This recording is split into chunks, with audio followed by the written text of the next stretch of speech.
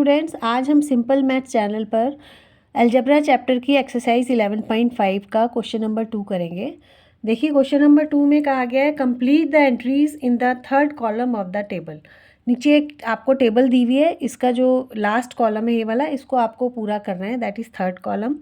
तो देखिए इसमें फर्स्ट कॉलम में तो सीरियल नंबर दिया हुआ है आपको कि हर इक्वेशन का, सेकंड में इक्वेशंस दी हुई है, थर्ड में वैल्यू ऑफ वेरिएबल दी हुई है, जो इक्वेशन में वेरिएबल है उसके लिए एक आपको वैल्यू दी हुई है, और तीसरे जो लास्ट कॉलम है उसमें आपको इक्वेशन सेटिस्फाइड है कि नहीं है, ये येस और नो में आंसर लिखना है।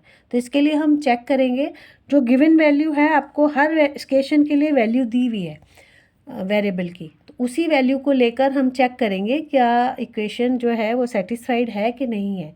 जब मैंने आपको इंट्रोडक्शन पार्ट कराया था तो उसमें बताया था कि इक्वेशन सेटिस्फाइड कब होती है, जब इक्वेशन की left hand side right hand side के इक्वल हो जाती है।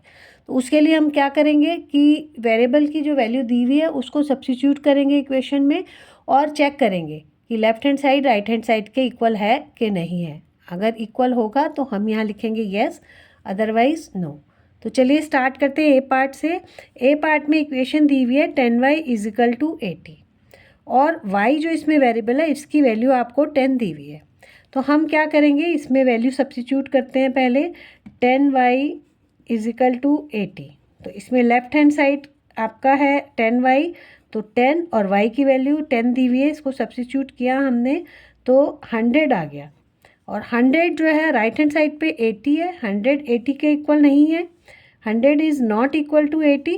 तो इसका मतलब left hand side right hand side के इक्वल नहीं है।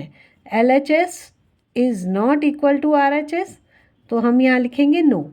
यहाँ क्या आपका आंसर आ जाएगा, नो। सेकंड बी पार्ट देखिए, 10y is equal to 80। Next में सेम इक्वेशन है लेकिन वेरिएबल क्या है 8। तो इसमें चेक करते हैं, लेफ्ट हैंड साइड इसका क्या हो जाएगा, 10y 10 multiplied by 8 that is 80। तो 80 जो है राइट हैंड साइड पे आपका 80 है, तो दिस इज इक्वल टू 80 हो गया। इसका मतलब left hand side is equal to right hand side है। क्यों? क्योंकि 80 इज इक्वल टू 80 है, राइट हैंड साइड पे भी यहाँ 80 दिया हुआ है, तो इसका मतलब इक्वेशन सेटिस्फाइड है। तो यहाँ हम लिख देंगे यस। सी पार्ट करते हैं, 10y इज इक्वल टू 80। यहाँ पे भी सेम इक्वेशन है लेकिन y जो वेरिएबल है इसकी वैल्यू 5 है। तो इसमें क्या हो जाएगा, 10 multiplied by left hand side आपकी में लिखेंगे क्योंकि लेफ्ट हैंड साइड में variable 10 multiplied by 5 that is 50, और 50 is not equal to 80।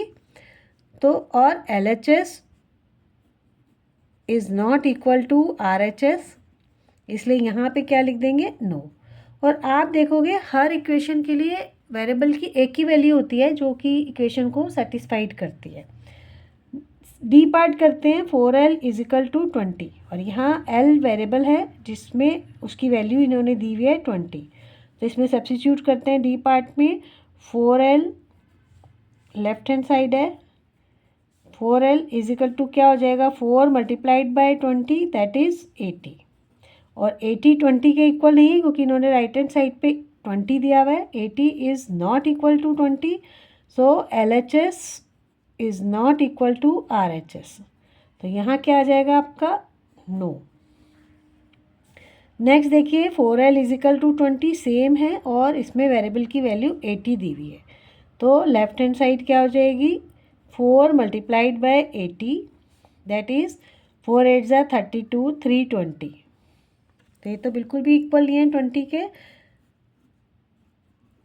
LHS is not equal to RHS, तो ये भी इक्वेशन सेटिस्फाइड नहीं है, नो लिख देंगे।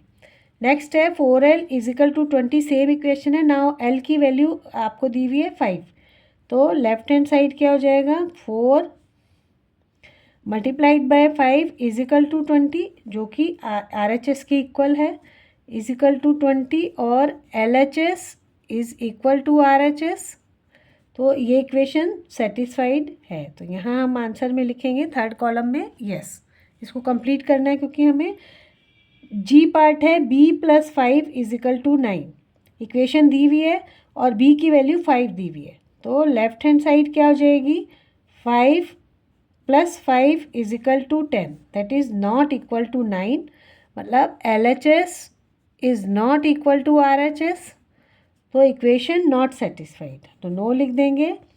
नेक्स्ट है आपका बी की वैल्यू 9 दी हुई है, तो LHS क्या हो जाएगा 9 + 5, यहाँ पे 9 क्योंकि बी की वैल्यू 9 है वेरिएबल की, तो that is 14, 14 is not equal to 9, LHS is not equal to RHS, तो यहाँ हम लिख देंगे no.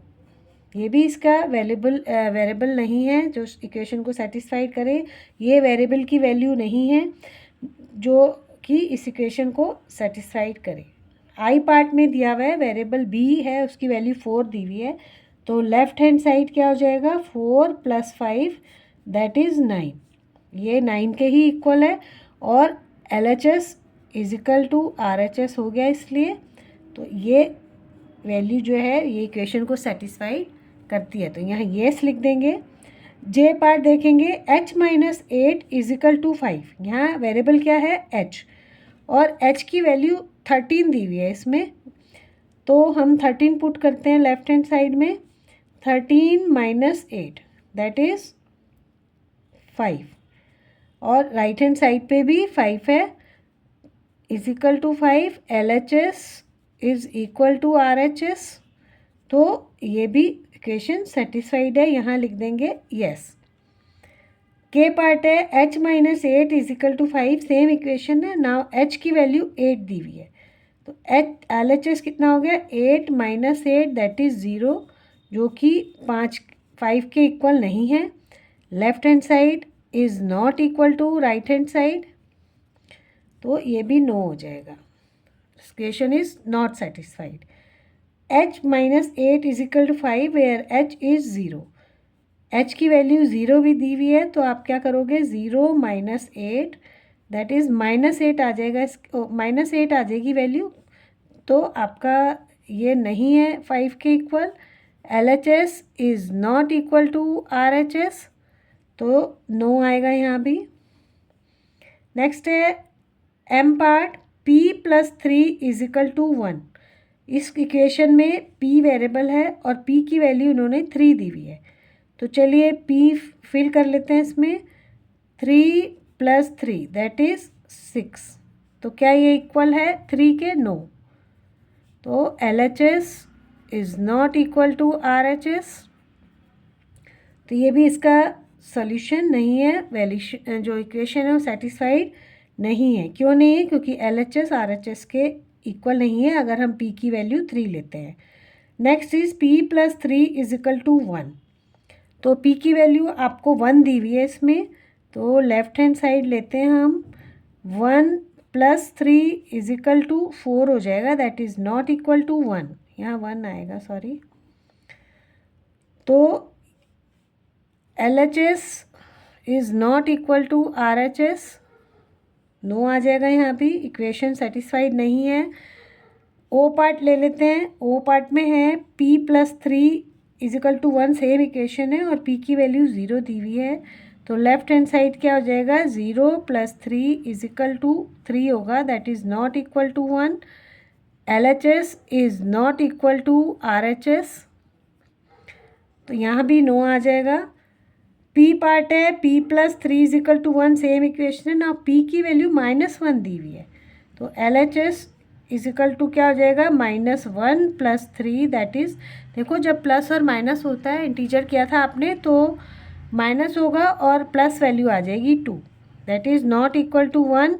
LHS is not equal to RHS, यहाँ भी नो आ जाएगा। Last part P + 3 is equal to 1, P की वैल्यू 2 दी हुई है, तो LHS आपका हो जाएगा -2 दी हुई है sorry, -2 + 3 that is equal to 1, क्योंकि +-1 माइनस होता है और वैल्यू जो साइन है वो बड़े नंबर का आता है, इसमें 3 बड़ा है, तो ये इक्वल टू 1 ही है, इसका मतलब LHS is equal to RHS है, तो ये इक्वेशन सेटिस्फाइड है।